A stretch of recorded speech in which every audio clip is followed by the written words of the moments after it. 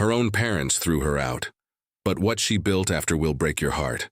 Welcome to our storytelling channel, where every tale touches the heart and reminds us of the strength within. If you're enjoying today's story, we'd love to hear from you. Drop a comment below and let us know where in the world you're watching from. Your stories matter too. And don't forget to hit that subscribe button so you won't miss tomorrow's powerful new episode. Trust us, it's one you won't want to miss. See you in the next story. The wind howled through the narrow streets of the small town, carrying with it the bitter chill of a late autumn night. Emily, just 14 years old, stood on the porch of the house she used to call home. Her fingers were clenched tightly around the straps of her faded backpack, and her eyes, wide, swollen from crying, were fixed on her father's face. "I told you, you don't belong here anymore," he said, his voice like ice. "You've brought shame to this family. A pregnant teenager under our roof? No, you made your choices. Now deal with the consequences." Emily's heart pounded so hard it echoed in her ears. She turned to her mother, hoping for mercy, for even the smallest ounce of kindness. But her mother's expression was colder still. "You're a disgrace," she said with venom. "You've ruined everything. I don't ever want to see you again." Before Emily could say another word, the door slammed shut behind her, sealing her fate. It was 9:47 p.m. The temperature had dropped to 45 degrees, and her thin hoodie offered little warmth against the biting cold. Emily stood motionless on the porch for several minutes, too stunned to cry. When her legs finally moved, they did so slowly, carrying her down the path and into the unknown. The streets were mostly empty. The warm glow of street lamps cast long, lonely shadows on the sidewalk. As she walked, she passed houses with golden windows, families eating dinner, kids watching cartoons, dogs curled up on the carpet. And there she was, alone, without a place to go, her stomach aching, not just from the baby growing inside, but from the fear that gnawed at her every step. She tried knocking on a few doors. Most never answered. One man opened and upon seeing her quickly snapped, "You need to leave, I don't want trouble here." Her feet were beginning to blister.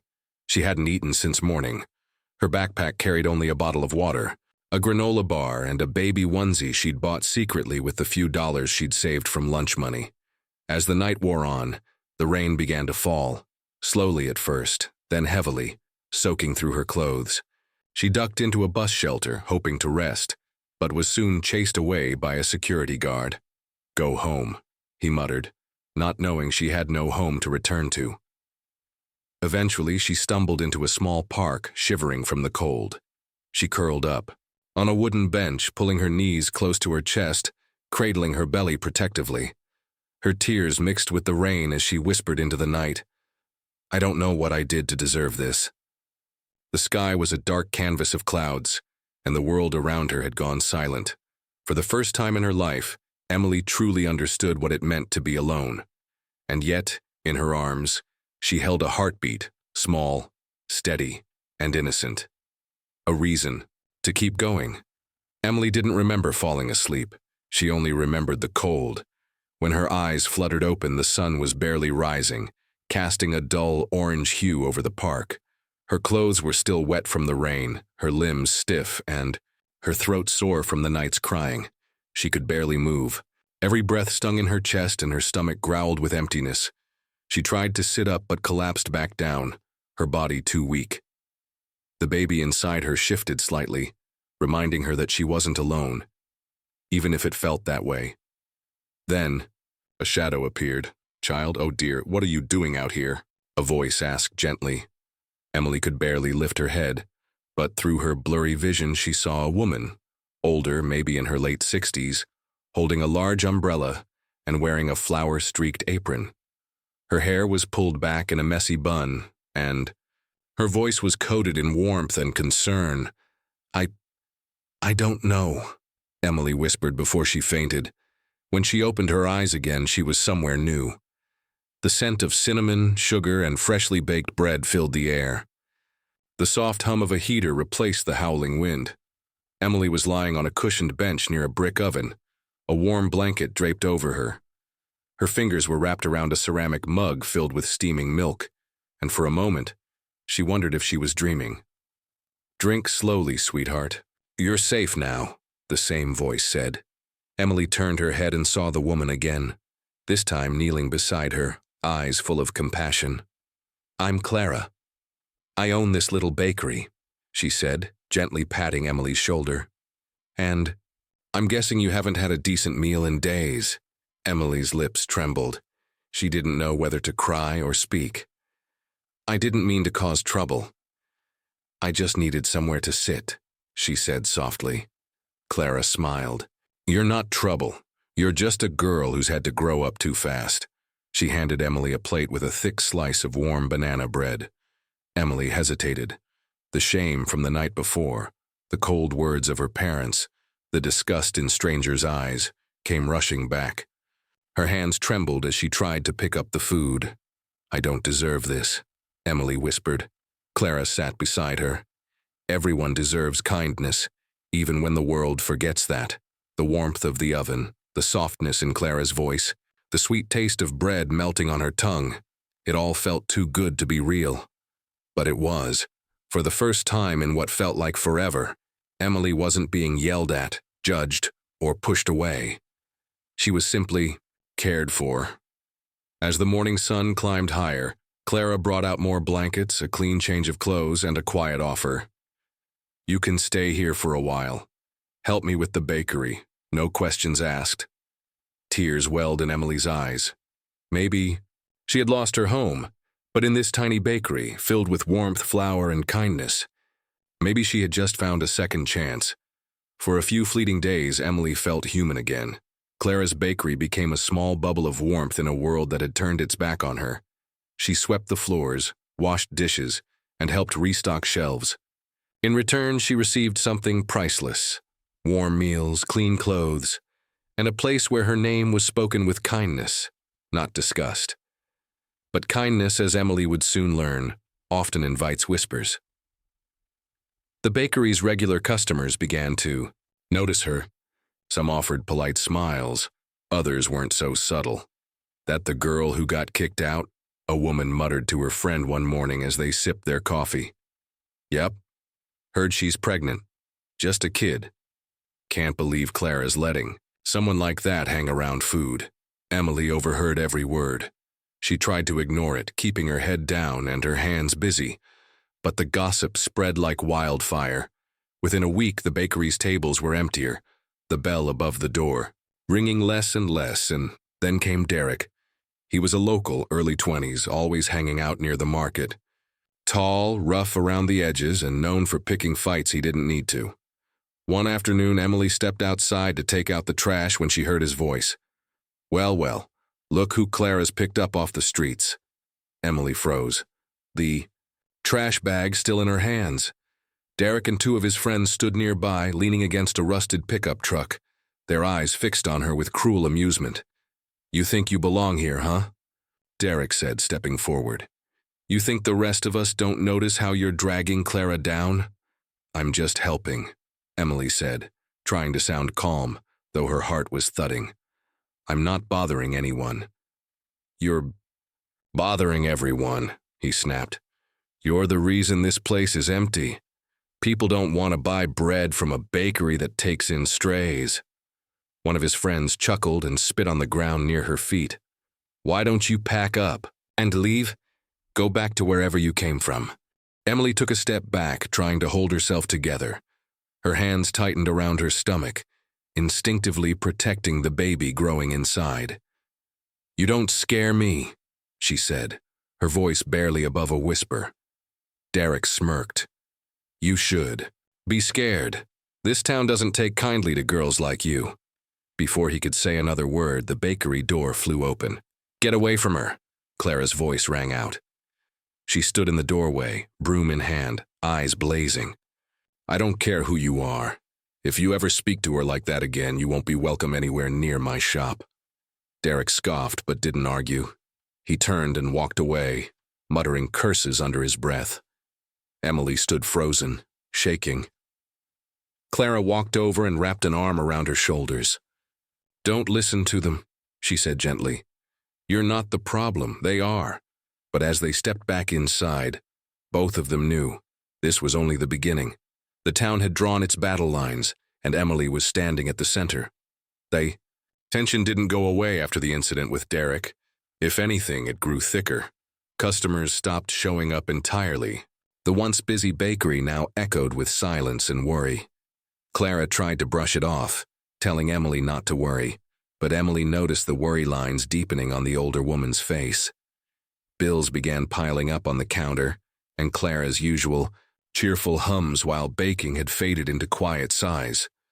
One night, after they finished cleaning, Emily caught Clara sitting at the table, her head resting in her hands, a stack of unpaid invoices laid out before her like battle scars. The flickering overhead light cast shadows across her tired face. "I'm sorry," Emily said softly from across the room. Her voice broke the silence like glass. "This is my fault." Clara looked up, startled. "No, sweetheart, don't say that." "But it is," Emily insisted, her voice shaking. "If I wasn't here, your bakery wouldn't be suffering. People wouldn't be afraid to come in." Clara stood up, her eyes stern. "You listen to me, Emily. You are not a burden. You're not the reason people are hateful. That's on them, not you." Emily tried to believe her. She wanted to, but the guilt never left. That night, as Clara fell asleep in the small room behind the kitchen, Emily lay awake on the cot beside the oven, staring at the ceiling. Her mind raced. If she stayed, Clara might lose everything. And after all Clara had done for her, after all she had saved her from, Emily couldn't let that happen. So before the sun rose, she made a decision. She packed her few belongings, a change of clothes, a small photo Clara had taken of her in the bakery, and the little pair of baby socks she kept as a symbol of hope. She wrote a note in shaky handwriting. "Dear Ms. Clara, thank you for everything. I will never forget your kindness. But I can't stay here and bring more trouble to your life. Please forgive me. I love you.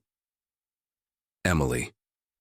She left the note on the counter, placed a soft kiss on Clara's forehead as she slept, and stepped into the cold morning air.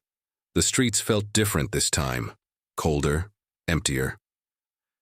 Emily eventually found a run-down boarding house on the outskirts of town. The landlady, Dolores, was a harsh woman in her 50s who barely looked at her. "Room 3. Pay up front. No noise, no trouble," she muttered, tossing a rusty key onto the counter. The room was damp and smelled like mildew. The bed creaked when she sat down, but it was shelter. Barely. Emily placed her hand on her stomach and whispered, "We'll be okay, Luna. I'll find something. I have to." But as the hours passed, reality settled in. She had no job, no food, no one to turn. Just her, a child in her belly, and a world that seemed to want her to disappear. And yet, even in that cracked, dim room, Emily held onto the tiniest ember of hope. She just didn't know how long it would last. The days at the boarding house bled together, each one colder than the last. Emily tried everything she could.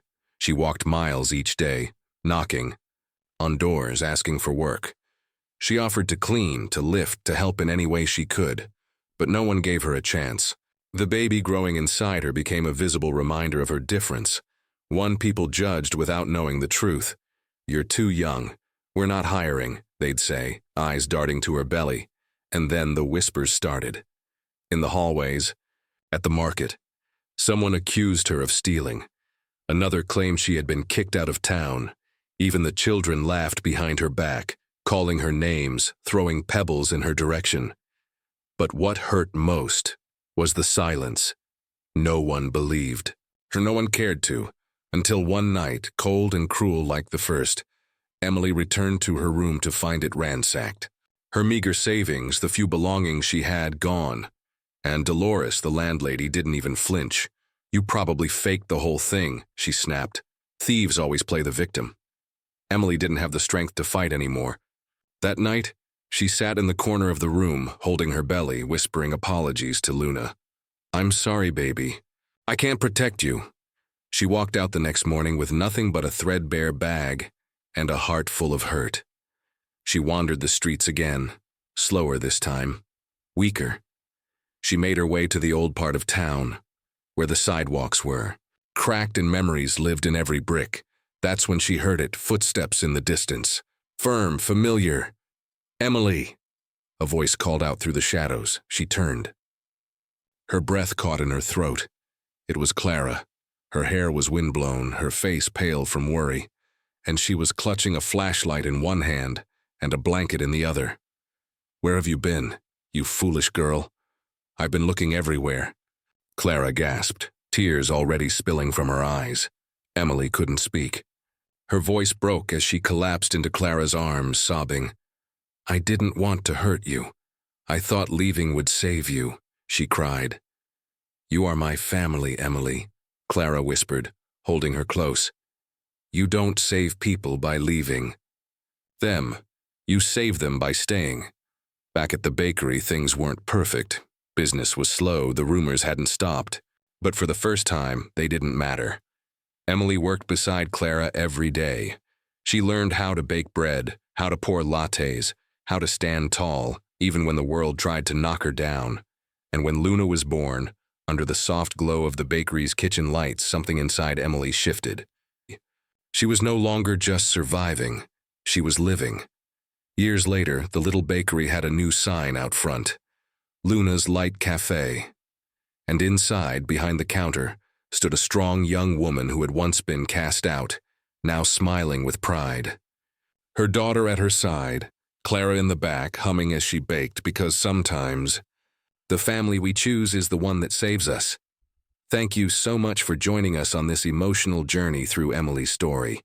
Her strength, her pain, and her determination to protect her child, despite the world turning its back on her, is something that speaks to all of us. If her story touched your heart, we'd love to hear from you. Have you or someone you know ever experienced something similar, feeling abandoned, judged, or misunderstood? Or maybe you were lucky enough to have someone like Clara in your life, someone who stood by you when no one else would. Please share your thoughts in the comments. Whether it's a word of encouragement, your personal story, or even just where in the world you're watching from, your voice matters. Let's build a community of compassion, one story at a time. And if you haven't already, don't forget to subscribe so you never miss a story like this one. We post meaningful, emotional tales every week, stories that inspire, heal, and remind us that kindness can change a life. Let's keep the conversation going. Emily's journey may have ended, but yours is still being written.